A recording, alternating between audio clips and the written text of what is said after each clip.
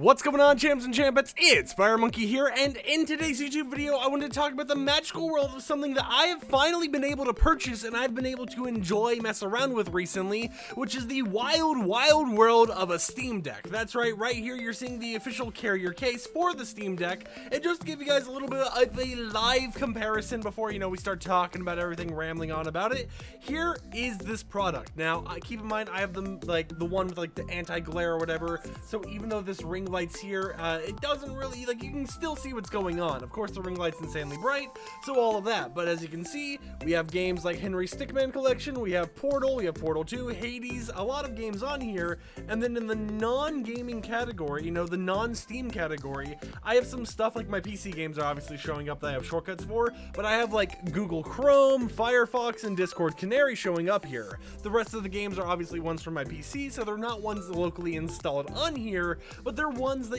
are being synced up, and I think if I click on one here, yeah, it gives me the option to actually stream that game from my computer over to the Steam Deck. So in today's little YouTube video, I wanted to kind of give you guys my own personal review and opinion on this product, and if I personally think you should go out there, get one. And firstly, before I even talk about anything, I do want to mention this right away. Don't go to eBay, don't go to all these third-party reseller websites trying to purchase the most expensive version there or anything, because sure, they exist, you can find them on there, but they're double, triple the price of what you would be paying to actually get one from the Steam website. So no matter what I say here, don't let that convince you to go buy from a scalper. If you really want this device, put in the deposit on the Steam store and then just wait for it to officially, hit your time to actually purchase this product. But with that disclaimer out of the way, let's go ahead and tell you guys some of my gripes right away. So when I had actually purchased this product, they had notified me on the Steam webpage being hey, you have 2 days to purchase this, and if you don't purchase it within the 2 days,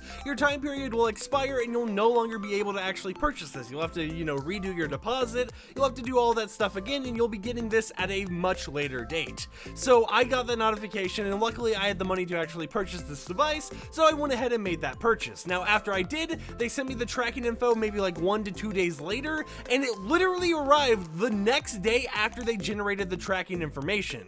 So it was overnight, they had generated the label, they had shipped the product out, and it had arrived to me within a 24-hour period. So that was amazing. Getting a product that fast was just really nice to see, because other things the new Fortnite x Marvel comic, this took around 2 weeks after it officially shipped out in order to get to me, and I paid $20 shipping for that thing, and I think with the Steam Deck I didn't really pay shipping at all, or if I did, it was a very small amount. So that's just a nice thing to know, that if you do manage to purchase one of these, you get them pretty quickly. However, as I've used this and as I've experienced it, I've noticed some very interesting issues with it. Firstly, there will be some times when I'm exiting out of a non-Steam game, because this runs on Linux or runs in a Linux environment, that if I exit out of Google Chrome or something, it might glitch my UI where I have to press the Steam button, and then I have to go to library or store. I have to manually tap into one of those, because it'll kind of get just stuck on the Steam logo without much to really do there. And that is, just kind of a weird bug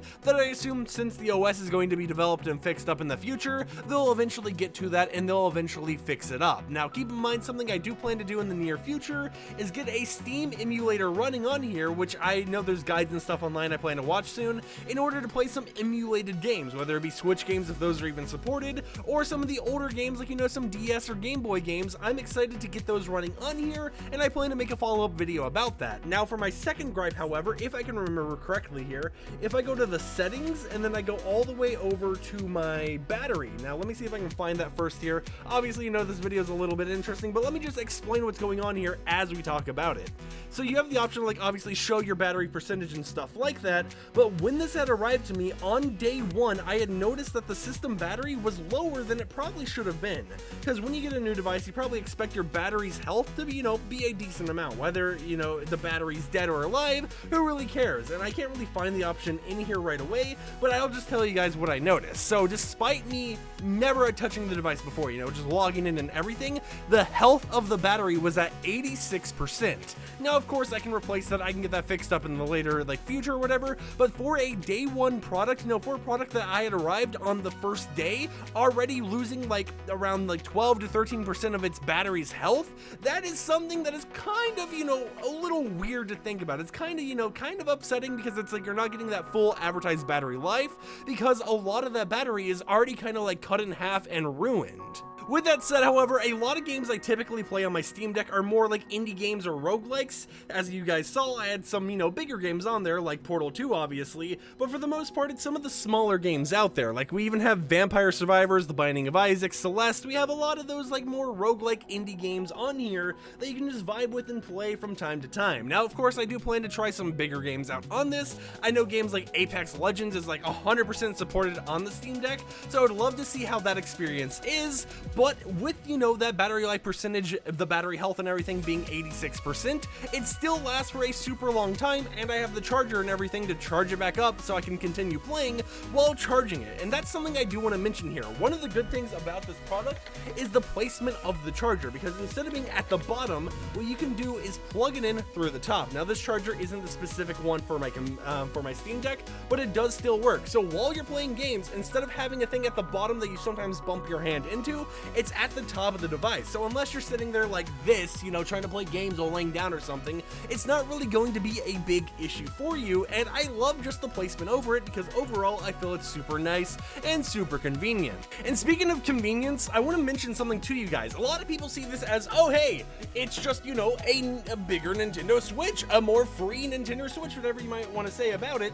But there is something really cool about this that I've recently discovered that I really like messing around with. So if you press the Steam button, and then you go all the way down to the power option over here, something you're actually able to do is switch to desktop mode. So if you click that, what it's going to do, and I'm just going to show this here without cuts or anything, it's going to turn the device off, and then it's going to boot into the Linux environment. Because of this Linux environment, you're able to actually go through all the different settings, use it like a normal computer. Obviously, it's not a Windows computer, it's a Linux one. You're able to install different software, and you're able just to have a lot of freedom here. So like if I really wanted to, I could open up Firefox, and as we can see here, boom, look at that. I have Firefox running on a desktop environment in a handheld device. And as someone who always wanted, like a device, like a laptop or something, just so I could lay in bed and do stuff like, make sure everything's going good on Twitter or whatever, this is a super handy device, because I can play games on it, I can browse the web, I can watch movies, I can go to YouTube, I can install like AdBlock, I can do really whatever I want on here.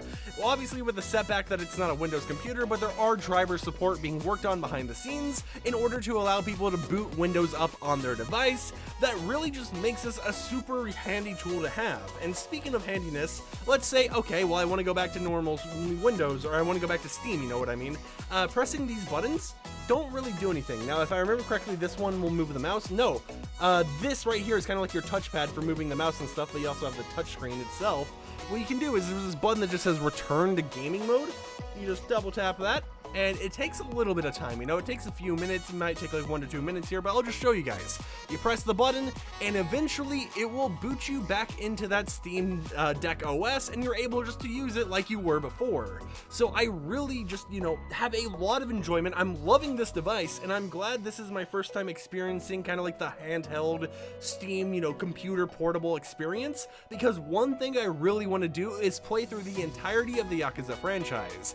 And despite the fact that 4, 5, and 6 aren't naturally supported on the Steam Deck, I do I'm able to go through, play 0, Kiwami 2, all those type of games on this handheld device. And of course, if I wanted to, I can go ahead and Bluetooth my Xbox controller to it and just kind of use this as a monitor, put it on like a desk or something and have it sitting there while I lay in bed and just game it up. And I think that's just super cool, and I really love that aspect of this. But overall, I am a big nerd for just this right here, and this has been my first experience really delving into the handheld gaming market that isn't, like a Nintendo Switch or something. So I'm super excited to see how far this goes in the future, and I assume some of these bugs, like, that UI issue I mentioned in the beginning of the video, will eventually get figured out and will make the product more usable overall. So I'm just super, excited to see how everything goes down, and I can't wait to see how where else this improves in the future. Now, the next thing I plan to do, of course, as I mentioned in the beginning of the YouTube video, is set up an emulator so that I can emulate some Nintendo games, emulate some non-Nintendo games even, and just see how well that turns out. See if I can actually fully play who knows, Breath of the Wild on the Steam Deck. It would just be a really cool experiment to try out and tinker with, so I'll keep you guys updated. Anyways, if you thought this video was informative and, made you a little bit more hyped to maybe get your Steam Deck, or made you debate actually putting in a purchase order for one of these, consider subscribing and support the content I create, and I'll catch you champs and champettes tomorrow with another YouTube video. Peace out.